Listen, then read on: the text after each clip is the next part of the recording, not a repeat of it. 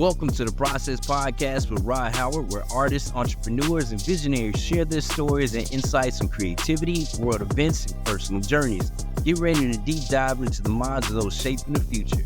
In today's episode, I have the opportunity to sit down with the mayor of Little Rock, Frank D. Scott Jr., to talk about his personal journey and the path that led him to public service. But let's not waste any more time. Let's get started. We all know that you're the mayor, but I mean, like, beyond just being mayor, like, who is Frank Scott? First and foremost, I am a son of Southwest Little Rock, born and raised in this great city. Went to the best high school in Little Rock, which is Little Rock Parkview Arts and Science Magnet High School. And at the end of the day, I'm just a young man, just blessed to be in this role. Didn't have the foresight to run for this position and be able to lead my hometown. And so, but for the grace of God is why I'm here today. And so, if anything, Frank Scott Jr. Is someone who's blessed to lead his city. So you talked about growing up, like, I know you grew up in Southwest Little Rock, and I think especially, like, you're a few years older than I am, so I bet. I know we grew up, like, what, 90s era, early 2000s stuff in Little Rock. How do you feel like that shaped you into the person that you are now? Well, as a millennial, I understand what was going on in the 90s. Clearly, I was, I guess, elementary during, the times that we all know about. And I try not to even repeat the name because this brought a negative connotation to our city, and we beat that, and we want to continue to beat it. But when you think about the 90s here in Little Rock, I can remember when there was no river market in downtown Little Rock. And today there is a river market, and we're grateful that we're getting ready to create the opportunity to create a resurgence in downtown Little Rock. And so I can remember times were bleak, not a lot of opportunity, and many people, as they were growing up, they were trying to find a way out. And so now it's so pleasing to see so many people that have left home who are trying to come back home. And so I'm grateful to serve and lead in the time that we're seeing so much growth in our city. As my internal why is, how do we unite, grow, and transform the city of Little Rock? And that's what we've been able to do the last few years here at Arkansas State Capital City. And we want to continue to do more, and there's more work to do. Yeah. And just focusing in, like, with you being, again, a kid on Little Rock, I mean, a kid from Little Rock, Southwest, again, like, I think I was listening to an interview you did, and you said that you didn't even think about college at that time, and your mom, like, told you, like, ended up going to school. So, I mean, like, in an alternate reality, what would that Frank Scott have done had you not decided to go to, like, school down in Memphis? Yeah, I think many people should know, first college graduate on both sides of my family. And I remember clear as day, was on the reclining chair and watching Fresh Prince of Bel-Air. And my mom was asking the question about going to college, and I had never thought about it. One, we hadn't seen it a lot in our family. And two, when she realized that, one, it was something that she always wanted, wasn't able to do at that time. And she wanted to instill that into me and also to my siblings. And so she just really kind of took control to make certain that it was a part of my life, to at least if I really wanted it, she was going to pave the way for it. So I'm here today because of her. And again, the grace of God. And so when I think back, what would I've been doing? The question is, I really don't know. I've always been a hard worker no matter what I do. However, but I probably, would be doing something. I really just don't know. But it'd probably be something business related. I probably would try to start a business at some point in time. Do something service related. I'm clearly a service person. So whatever there was service, mindset, and business, that's probably what I would be doing. From that standpoint, if I didn't set off to go off to college at the University of Memphis. So I probably still, no matter what, would be in service and business. And even today, because I did go to college, I'm in service and business. So whether I was in college or not, I've always had a service mindset and a business mindset. Yeah, I mean, that's so cool. Like, just hearing, like, again, I've listened to a few of your interviews, and you tell that story and you speak so highly about your mom. Your mom sounds like an awesome leader. So it's like Mm. having that type of leadership in your home with your mom, like, how do you feel like that shaped you into the leader you are now? Well, I think clearly my mom and my father, I got my work ethic from my father, and I got the reason why I say that he's a retired firefighter. He was always working, and so if nothing else, I knew how to work. Whether to seeing him go off to work and him making us work, doing lawns and things of that nature with some of my uncles. But I got the service mindset from my mother, but also that stick to it from her as well. If you set your mind to something, you need to do it, whether you're victorious or you experience some type of failure, you need to finish the job. And so I received that from her. And that's what kind of makes me me. If anything, I'm a very persistent person. I don't take no for an answer quite likely. And so in that persistence, you get a chance to learn a lot. I always tell people failure's not final. There's no loss. There's always a lesson. And so that's what I've been able to learn from her. And last question about that kid that you used to be. So, like, let's say, I don't know, you were able to create a time machine and go back, this version of you go back and talk to that 16-year-old version of him, and you tell him, hey, man, I'm going to be the mayor of the city one day. Do you think you as a kid then would believe that? Heck no. I wouldn't have believed it whatsoever. Because you got to understand, while I'm an introvert, I was a very shy kid growing up, but also very much to myself, unless I just really had a close relationship with you. So I wasn't as outgoing, and really up until I started taking dance under C. Michael Tidwell in the 7th grade. And that's really where I found the introvert in me, found the confidence in me. And one of the things through dance and this art form, and I took it mainly because I was in love with football. And I remember watching Kajana Carter and Rashaan Salam on a ESPN documentary talking about why they took ballet and dance for agility and speed.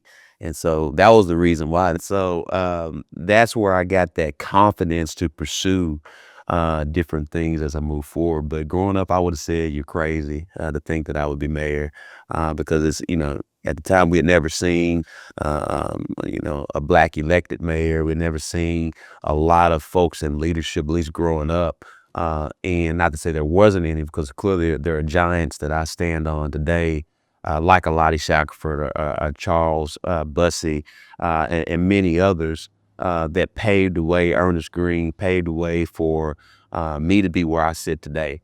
And so, but he would have told you you're crazy.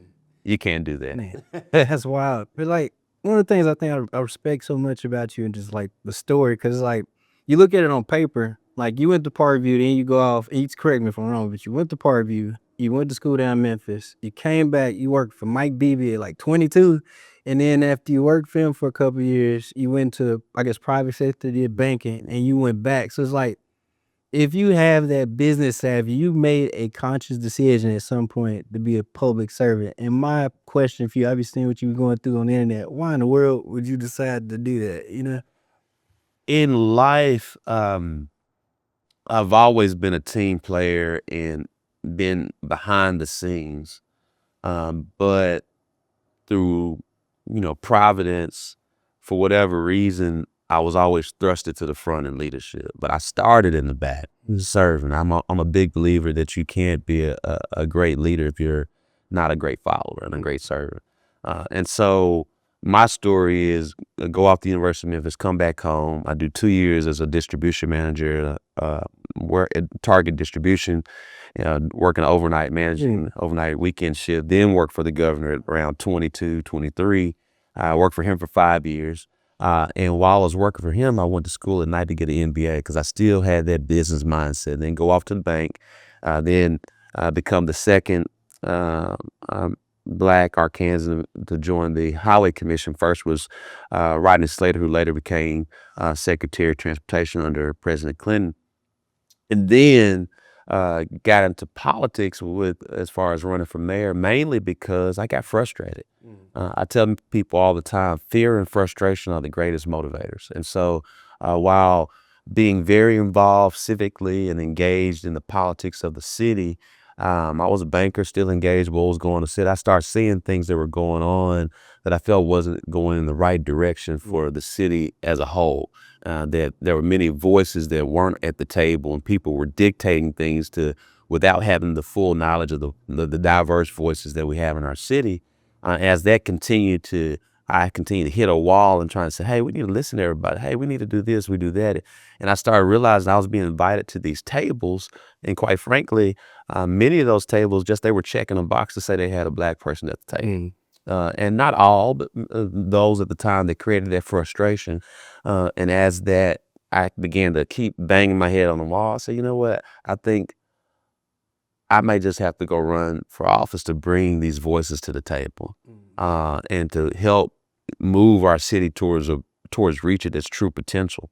And through that frustration at the age of 34, people thought I was crazy to run for office, and I probably was a little crazy, but it takes a little of that tenacity to move forward, and we were blessed to win that historic election in 2018, and here we are now.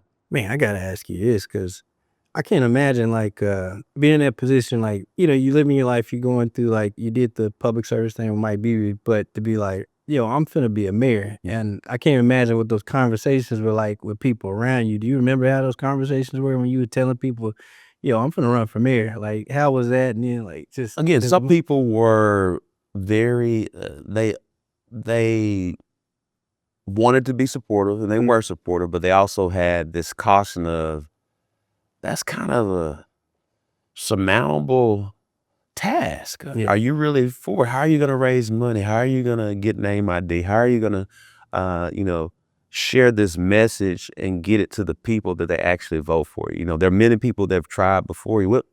What makes you so different? And the difference is that I'm from the city. I'm truly am a product of the city, and not to say that others weren't, because they were, but we were able to galvanize diverse voices of the city to say, hey, it's time for a change. It's time to start moving towards this direction. And because of those tentacles and being a millennial, but I think this, I grew up in a time where I have so much attachment to different generations of the city, whether it's being able to call Mother Annie Abrams and Lottie Shackelford and understand who Charles Bussey is, and know, who Bill Hamilton is and the impact that they had here in Little Rock, from those notables to, every preacher in the city, to folks from the South End, the East End, the Southwest, and also West Little Rock, Hillcrest, and the Heights, and had those relationships. We were able to bring people together. And I tell people all the time, the leadership is about building relationships, building trust, and execute. And so because of that ability to bring people together in a unique way, authentic way, that proved to be successful for us. So you talking about the dreaming big and everything, like you had the courage to dream big and go after it. I know, like, hopefully there's some young person watching this and here in Little Rock that have some big dreams that seem like, like out of reach if other people say that. What advice would you give to that young person that has those big dreams that's wanting to pursue that? I think one is it's okay to be different. Your difference is what makes you unique in yourself. Don't try to be like somebody else. Be yourself. Secondly, I would say is pursue your dreams, pursue your passion. Don't be afraid. Many times there's so many people who are afraid to take the risk. Now, I'm not saying take every risk, but I think you ought to take some calculated risk.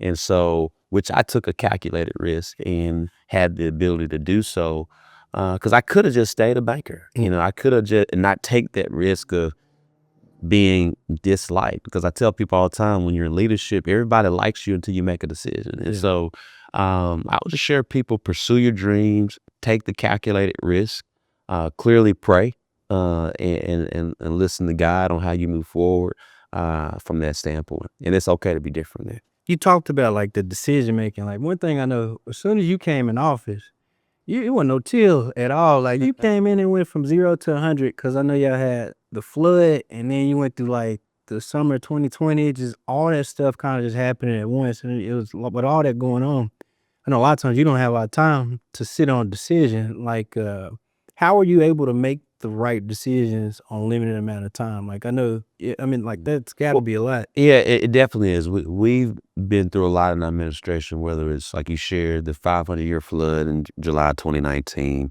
a global pandemic in 2020, a winter Erie in 22 or 20 in 21 or 22, the high EF3 tornado in March of 23.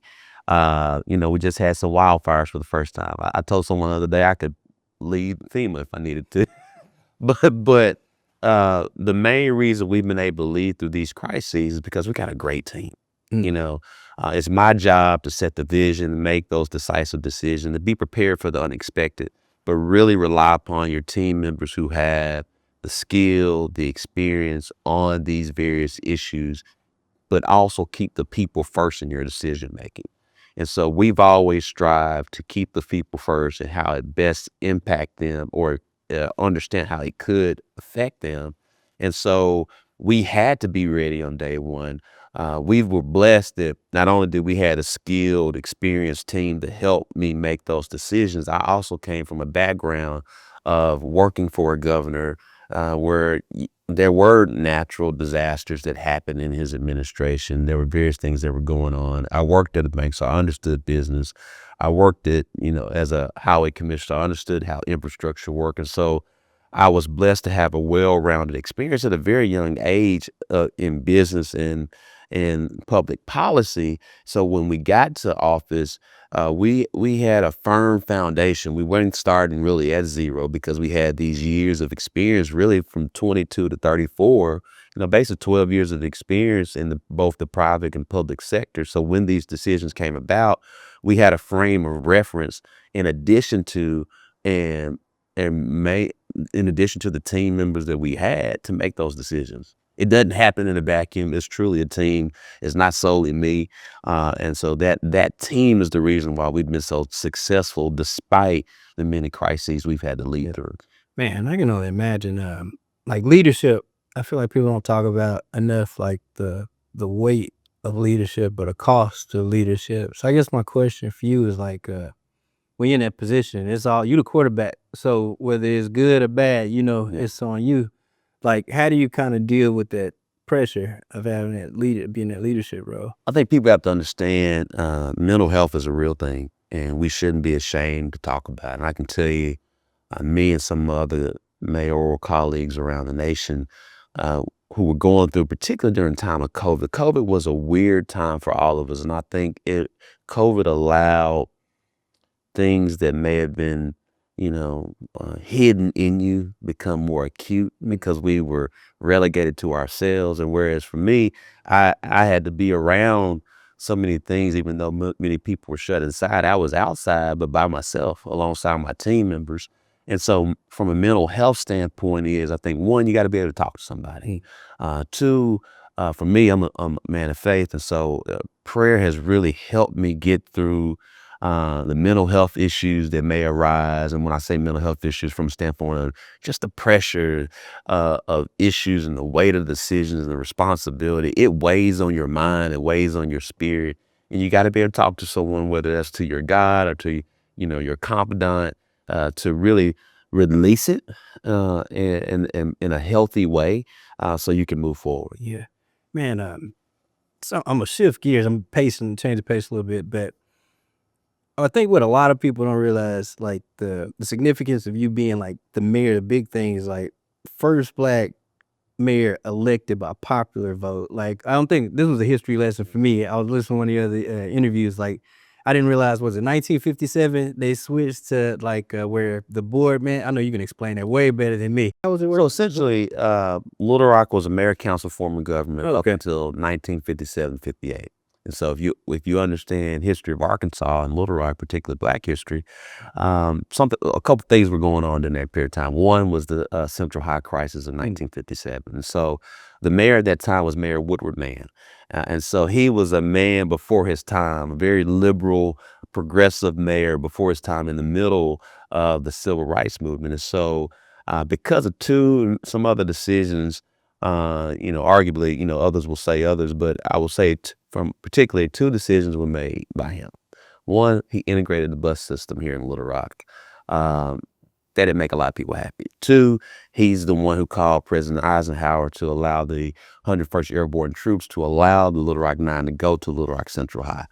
And because of those decisions, and some will say others, that's when the powers and the fathers of the city decided that we no longer need a mayor, council, former governor, where there's a politician, an elected official like every other city that's leading our city, because they may take us to some places that we in this inner circle may not like. And so at virtue, as a result of that, they decided to say we need a businessman form of government, which is a government that's decentralized, that's solely with the city board members and a city manager appointed by the city board. And so there was no mayor. There was really no leader from an elected standpoint.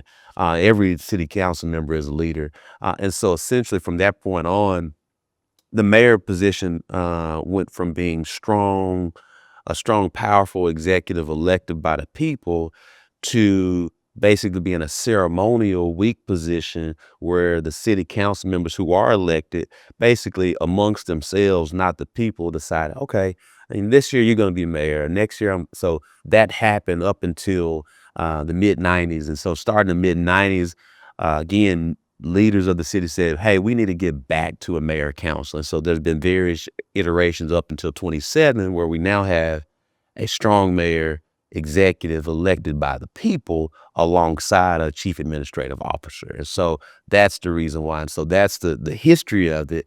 And so it was so pivotal that now that you have me being the first Black elected mayor, meaning the chief executive officer, chief elected officer here in the city. While I am the first Black elected, and that has huge historical significance, I don't get here without the leaders of, if there's no Ernest Green, there's no Frank Scott Jr. Yeah. If there's no Charles Bussey and Lottie Shackelford, there's no Frank Scott Jr. So I stand on those Black leaders that paved the way for me to be where I am. Yeah. And I remember there was a moment, I snapped a photo of you a few years ago. And I think it was when you were doing your re-election, but it was right there on 12th Street where y'all had your campaign office on there. And there's something about that. Like, I lived in the neighborhood my entire life, but it's something about going there and seeing somebody look like you actually posted up in that neighborhood and decide to be right there. But there was a photograph that I took, and all those people were sitting around. It was like something about just feeling like you had somebody that looked like you in that position. And I think about what that's going to do for younger generations, kids being out there and seeing that, man. Like, so my question tying it in there, like, how does it feel to be in that position? Like, knowing that you carrying on the legacy of the Charles Busseys or the Lottie Shackelford, it's like, man, that can be a lot of weight, but how does it feel to be in that position? It's truly a humbling experience and a responsibility, because being the first Black elected, there's so much more scrutiny that I receive, and I have to operate with a spirit of excellence and strive for that. Not saying I am, but I got to strive for that every day, because I am an example and will be pointed to as an example, good, bad, or ugly, for the remainder of my career. And so what I've learned in life is it's a challenge to be what you can't see. And so representation matters. And so it's very pivotal that I'm in this role and that we're successful in this role. So there can be other Frank Scott or Francis Scott, whether male, female, to follow after me long term, but not just in this role. Be the next governor, the next congressperson. We still don't have a first Black, congressional member. We still have a first Black U.S. senator. We still have a first Black governor. We need to have more Black and brown and women CEOs and major corporations in this city and the state. And so that representation helps chip away at those sometimes perceived walls and barriers that prevent Black and brown and women to be in those leadership roles. And so I take it as a responsibility to strive for a spirit of excellence, that we cut down those walls of prevention. Yeah. And I'm gonna close it out, but I know I've heard this in another interview you did. I know you don't like legacy questions and stuff like that. So I'm gonna try to change the way I phrase it. So, like, what do you want Little Rock to look like like 10, 15 years from now? What I want to see the city become and what we're striving to do, and we're seeing it happen in real time, is to be more united, to continue to grow, and to transform, to truly be a catalyst for the New South. And so what does that mean? That means that so many times the South has had negative connotations, and we want to dispel those negative connotations, say, hey, we can get along here, we can grow here, and we're going to flip this on its head, that you can have opportunity here. And you do that by focusing on unity, growth, and transformation. And so my hope and desire is, that 10 to 15 years from now, our city's a population of close to 300,000. We continue to be a fintech, logistics, and technology hub, that we increase the number of diverse marketplaces here from an entrepreneurship standpoint, that our dollars are reflective of the communities that we serve as we continue to move forward. And that will help us to be the catalyst of the New South. And I think we have an opportunity being the largest city in a small state that resembles a microcosm of the United States, that if we can get it right here, we can get it right in the rest of the South. And one more, I'm sorry, and I'm gonna leave you alone. I'm gonna throw two in one, man. But one, I always like to ask people this question. And if your life was a book, and what would the name of this chapter be? And the next question, and if you want to wait and answer this first one, then come back to them. But I selfishly ask this because it's always interesting to know why people are the way they are, what makes them tick. So my question for you is, what is your why? Because it's not easy work. Anybody that never worked in public service know it's not easy. Like, you got people depending on you. It can weigh on you, but every day you good or bad or whatever, you get up and you show up. So my question for you is, what is your why? What makes you keep getting up and fighting on good days or bad days, but you keep going? What's your why? Well, I think, the why I decided to run and continue to lead the city is, I've said it's many of my staff, it'll roll off their tongue, is to unite, grow, and transform the city. But a more simple way to say that is, I've always wanted to ensure that the voices of the voiceless are heard. So that's the why. And so in that decision making is, we have an opportunity, because we're in office now, to make certain those voices that felt like they've been blocked away, held out, they now can come to the table. They now can have impact. They now can help steer our city in a way that's beneficial to all, no matter what you look like, where you come from, who you love. And so in that instance, we become more united. We continue to grow because we have diverse voices, and we continue to transform because we have diverse perspectives. And so that's my why, is to serve and lead this city, to ensure that every voice is heard, to unite, grow, and transform. And as far as, this chapter in my life, it's, I would say persistent would be the chapter. That'll work. Man, keep doing what you're doing, man. Keep fighting a good fight. I appreciate you taking out the time. No, thank you. We love your storytelling, and your highlighting many different historical aspects of the city, but also the culture and the arts as well. So thank you. We need more people sharing our story. Nah, man, appreciate it. That means a lot to me. All right, that'll work, man. Thank you so much, bro. Pleasure. Appreciate you, man.